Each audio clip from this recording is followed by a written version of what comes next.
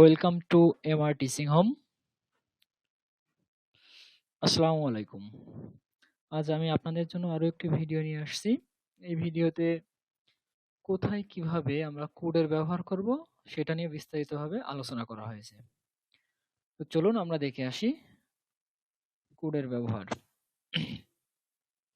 সাধারণত অতীতকালের সামর্থ্য, ক্ষমতা, সক্ষমতা, অ্যাবিলিটি, পাওয়ার, ক্যাপাসিটি বোঝাতে কোড ব্যবহার করা হয়। আবারও বলছি যে অতীতকালের যে সক্ষমতা, সামর্থ্য বা ক্ষমতা এগুলো বোঝাতে কোড ব্যবহার করা হয়।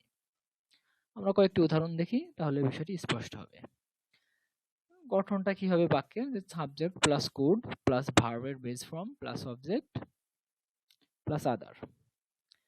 উদাহরণ দেখতে পাচ্ছেন যে আই কুড প্লে ক্রিকেট, আমি ক্রিকেট খেলতে পারতাম, মানে আমার অতীতের একটা ক্রিকেট খেলার সামর্থ্য।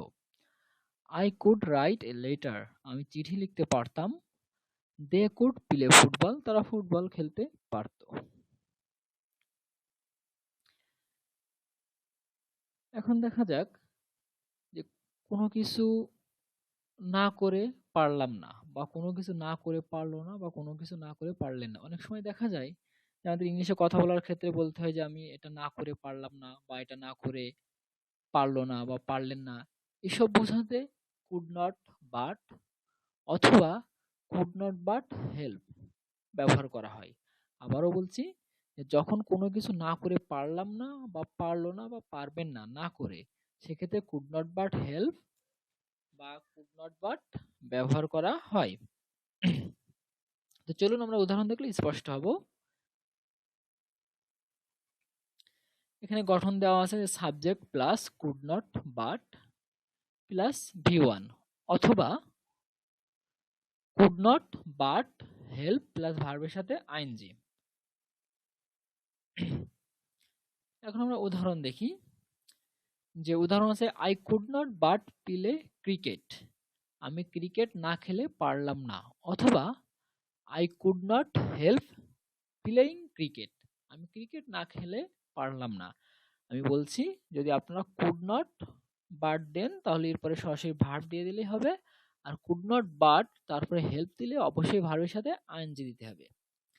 আরো একটি উদাহরণ আছে যে I could not but write a letter, আমি চিঠি না লিখে পারলাম না। অথবা I could not but help writing a letter, আমি চিঠি না লিখে পারলাম না।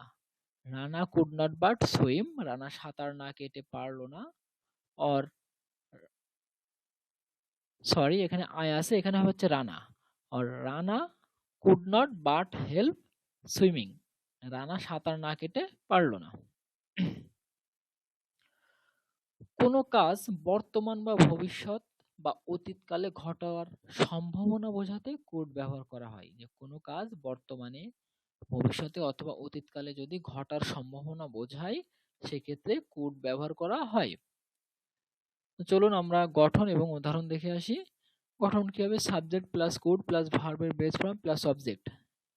যেমন Raju could be at home, Raju বাড়িতেই হতে পারে। Study well, examination could be tough this time, ভালো করে পড়ো, এবার পরীক্ষা কঠিন হতে পারে। ইট কুড রেইন টুমোরো, আগামীকাল বৃষ্টি হতে পারে। ইট কুড রেইন ইয়েস্টারডে, গতকাল বৃষ্টি হতে পারত। ইট কুড রেইন টুডে, আজ বৃষ্টি হতে পারে।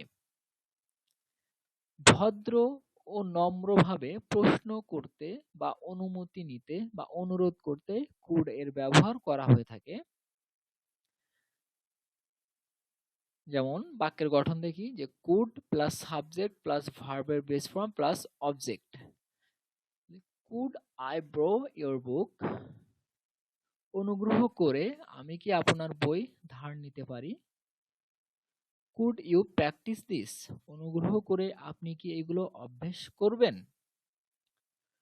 Could you give me your hand, অনুগ্রহ করে আমাকে একটু সাহায্য করবেন।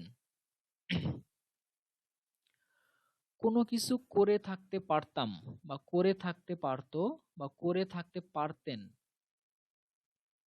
অর্থাৎ অতীতকালে কোনো কিছু করতে পারতো কিন্তু করা হয়নি, আর এখন বলা হচ্ছে এটা করতে পারতাম, এটা করতে পারতো।